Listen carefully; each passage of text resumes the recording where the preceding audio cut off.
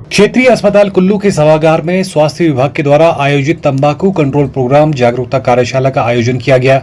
इस मौके पर सीएमओ कुल्लू डॉक्टर नागराज पवार ने बतौर मुख्य अतिथि शिरकत की।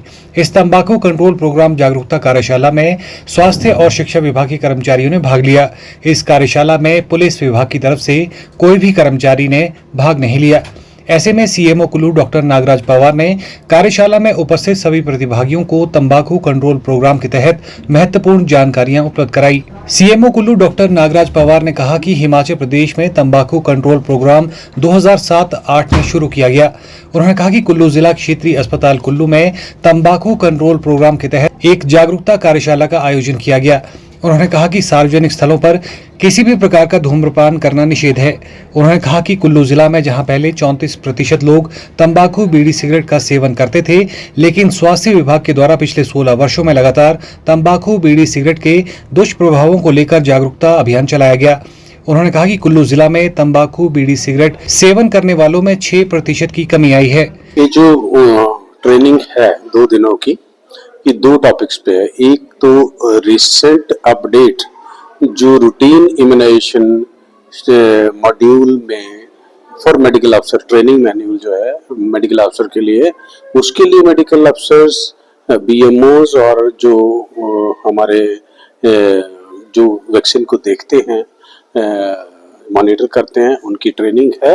और दूसरी हमारी ये है कि जो EFI बोलते हैं उसको, जिसमें कि एडवर्स इफेक्ट फॉलोइंग इम्यूनाइजेशन है। तो जो इम्यूनाइजेशन के बारे में हमारे 2 एक्सपर्ट जो स्टेट TOT है, क्योंकि ये डिस्ट्रिक्ट के लिए TOT बनाए जा रहे हैं जो आगे चल के वर्कर्स को और बाकी लोगों को ट्रेन करेंगे इन रिसेंट जो अपडेट्स है इम्यूनाइजेशन में उसके बारे में। तो हमारे जो 2 एक्सपर्ट आए हैं जो स्टेट TOT आए हैं, एक डॉक्टर उषा किरण, एक डॉक्टर अविनाश, ये इन लोगों को ट्रेन कर रहे हैं सो दैट कि ये लोग यहाँ ट्रेन होके फिर जाएं और अपने अपने ब्लॉक में, अपने अपने एरिया में बाकियों को भी ट्रेन करें कि रिसेंट अपडेट हमारे इसमें क्या हुई है।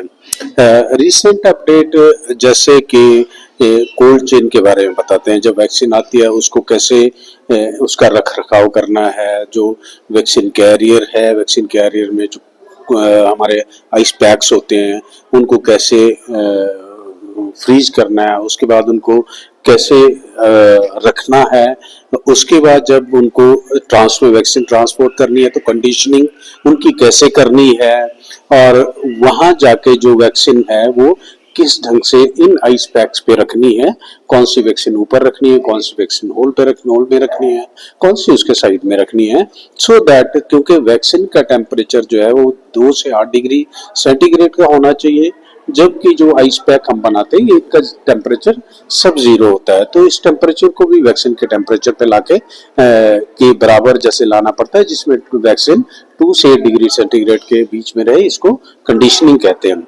ऊपर से कुछ एक अपडेट ऐसी हैं कि कुछ एक वैक्सीन जो हमारी थी, पहले जो हम वैक्सीन देते थे वो इसमें वैक्सीन में 2 साल तक के बच्चों को हम उसमें लेते थे। अब हमने 5 साल के बच्चों को भी 2 टाइप के बच्चे, एक लेफ्ट आउट बच्चे जिन्होंने बीच में वैक्सीन ली और बीच में छोड़ के चले गए, और दूसरे ऐसे हैं कि जिनको वैक्सीन लगी ही नहीं है।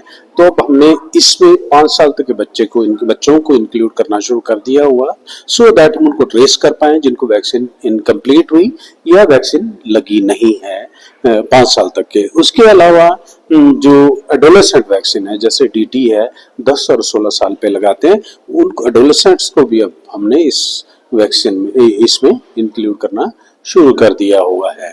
रही बात AEFI की, AEFI का मतलब है कि एडवर्स इफेक्ट फॉलोइंग इम्यूनाइजेशन।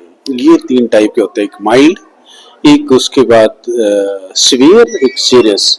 जो माइल्ड होता है जैसे इंजेक्शन साइट पे किसी को दर्द हो रही है, थोड़ी स्वेलिंग हो गई, लाल हो गया, तो उसके लिए दवाइयों से ठीक हो जाता है। उसके बाद जो सीरियस जो हमारे जो सीवियर जो रिएक्शन होते हैं जिसमें बच्चे को एनाफिलैक्सिस रिएक्शन हो गया, बहुत हाई ग्रेड फीवर आ गया, और उसके अलावा उन बच्चों को कुछ देर हॉस्पिटल रखना पड़ा, वो सीवियर में आते हैं। और कुछ एक बच्चे ऐसे जो सीरियस साइड इफेक्ट्स होते हैं वैक्सीन के, उनको हॉस्पिटल में एडमिट करना पड़ा, जानलेवा भी हो सकते हैं कई बार।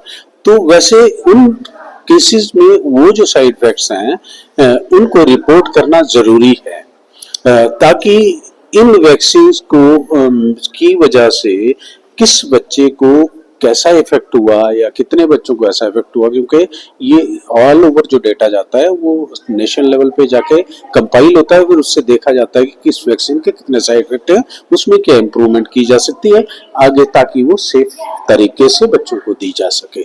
ये सारा इस ट्रेनिंग में, 2 दिनों के ट्रेनिंग में हमारे ब्लॉक मेडिकल ऑफिसर और जो वैक्सीन कोऑर्डिनेशन हैंडलर है उनको बताया जा रहा, ताकि इम्यूनाइजेशन को या इस प्रोग्राम को क्योंकि सबसे बड़ा प्रोग्राम है हमारे यहाँ कंट्री में, इसको सुचारू रूप से चलाया जा सके और मॉनिटर किया जा सके। Bureau report, channel 9 Kullu.